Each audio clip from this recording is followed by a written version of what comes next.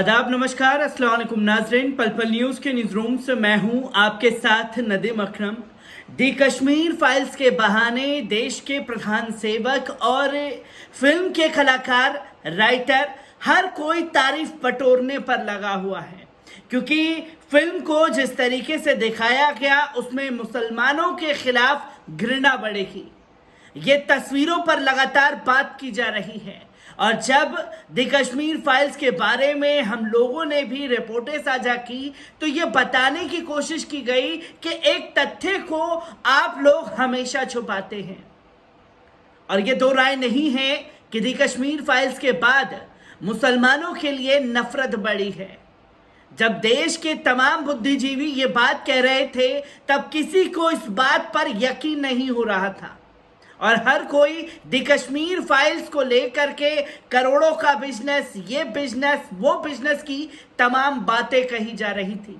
पर अब the Kashmir files को मुसलमानों के खिलाफ नफरत फैलाने पर बड़ा झटका लगा है और यह झटका कहीं और से नहीं बल्कि न्यूजीलैंड से लगा है। फिल्म पर रोक लगा दी गई है और ये तमाम शब्दों में न्यूजीलैंड ने भी माना कि इस फिल्म के जरिए मुसलमानों के खिलाफ नफरत को बढ़ावा दिया गया है।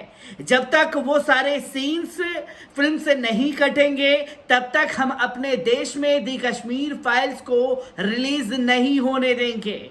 न्यूजीलैंड के डिप्टी पीएम ने भी ये तमाम बातें की और सेंसर बोर्ड के चीफ ने भी ये तमाम बातें कही हैं। बड़ा झटका मुस्लिम विरोधी एजेंडा फैलाने के चलते द कश्मीर फाइल्स को न्यूजीलैंड से लगा है। क्या कुछ न्यूजीलैंड का कहना है, एक बार इस पर नजर डालते हैं।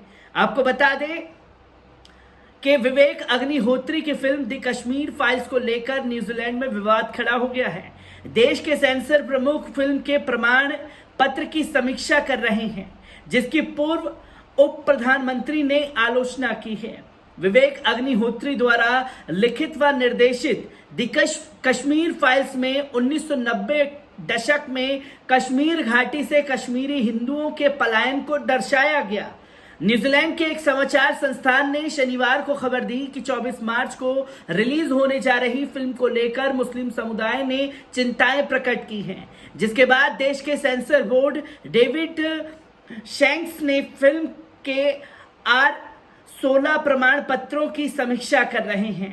न्यूजीलैंड के वर्गीकरण कार्यालय के अनुसार R16 प्रमाण पत्र के तहत यह अनिवार्य होता है कि 16 साल के कम आयु के बच्चे किसी वयस्क की निगरानी के बिना फिल्म नहीं देख सकते। शैंक्स ने मीडिया संस्थान को बताया कि प्रमाणन कार्यालय के इस कदम का यह मतलब नहीं है कि देश में फिल्म पर प्रतिबंध लगाया जा रहा है।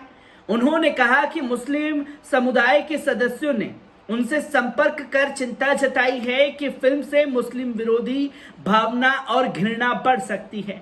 शैंक्स ने कहा कि जटिल है क्योंकि समुदाय की चिंताएं फिल्म के विषय वस्तु के बजाय फिल्म के बाद होने वाली प्रतिक्रिया को लेकर है। उन्होंने कहा कि चिंताएं वाजिब हैं और गंभीर भी हैं, लिहाजा समीक्षा करने की जरूरत है। शैंक्स ने कहा कि इन चिंताओं को जाने बिना फिल्म को प्रारंभिक प्रमाण पत्र जारी किया गया है। सेंसर प्रमुख के इस कदम की देश के पूर्व प्रधानमंत्री और राजनीतिक दल न्यूजीलैंड फास्ट के नेता विंस्टन पीटर्स ने आलोचना की है। उन्होंने फेसबुक पर लिखा, न्यूजीलैंड वासियों की स्वतंत्रता पर एक और हमला।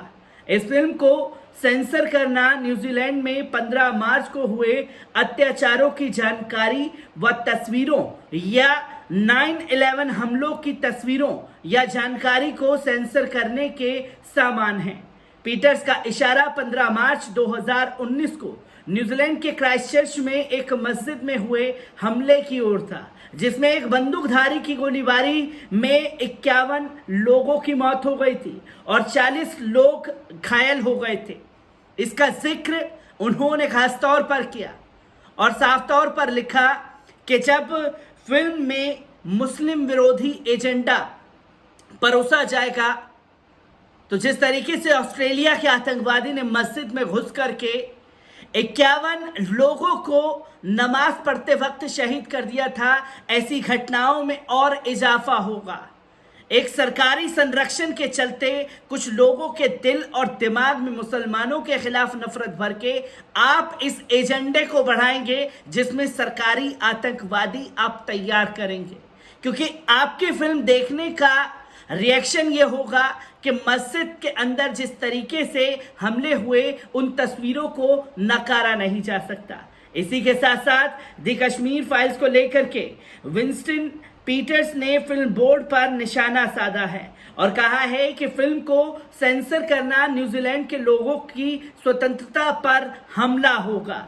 रिपोर्ट में कहा गया है कि मुस्लिम समुदाय के सदस्यों द्वारा फिल्म की सामग्री पर चिंता जताए जाने के बाद चीफ सेंसर फिल्म की समीक्षा कर रहे हैं और सेंसर बोर्ड की अगर समीक्षा की जाती है तो स्वतंत्रता पर हमला होगा फिल्म की।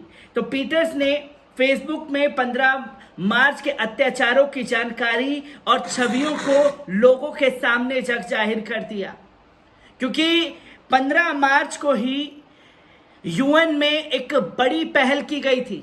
आपको याद होगा कि इस्लामोफोबिया दिवस घोषित किया गया है, जिसमें दुनिया भर के लोग जो कि इस्लाम और मुसलमानों के खिलाफ नफरत फैलाते हैं उन लोगों को मुंहतोड़ जवाब 15 मार्च को दिया जाएगा, जो कि यूएन में यह प्रस्ताव पास हुआ और केंद्र की मोदी सरकार ने इसका जम करके विरोध किया कि ये गलत हो रहा है कि एक समुदाय और एक लोगों को आप लोग टारगेट कर रहे हैं, बल्कि इसका असर पंजाबियों पर, खासतौर सिख भाइयों पर, बुद्धिस्टों पर, ईसाइयों पर और तमाम लोगों पर पड़ेगा।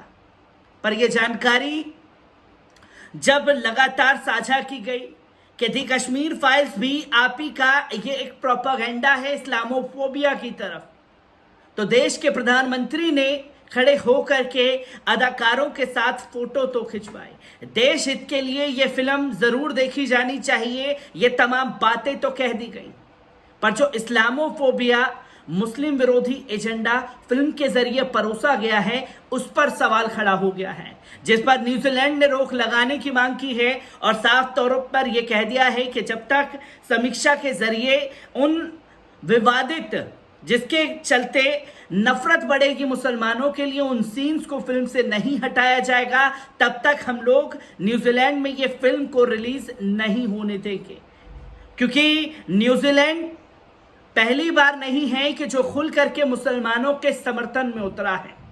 इससे पहले भी कई मुद्दों पर न्यूजीलैंड की प्रधानमंत्री खुल करके मुसलमानों के समर्थन में उतरी हैं। जब मस्जिद पर हमला किया गया था क्राइस्टचर्च में, तब तमाम लोग न्यूजीलैंड की पीएम की तरफ टकटकी लगाए देख रहे थे। तब हिजाब ओढ़ करके मुस्लिम परिवार से मिलने खुद देश की प्रधानमंत्री गई थी। तब भी उन नफरतबाजों को आईना दिखाने का काम न्यूजीलैंड के पीएम द्वारा किया गया था और इस बार भी नफरतबाजों को जो दी कश्मीर फाइल्स के जरिए नफरत फैलाने की सोच रहे थे उनके इरादों पर रोक लगा करके एक बड़ा तमाचा जड़ने की कोशिश की गई है। न्यूजीलैंड से आ रही दी कश्मीर फाइल्स को लेकर के हर एक तस्वीर को साझा करता रहूंगा। दीजिए इजाजत, शुक्रिया।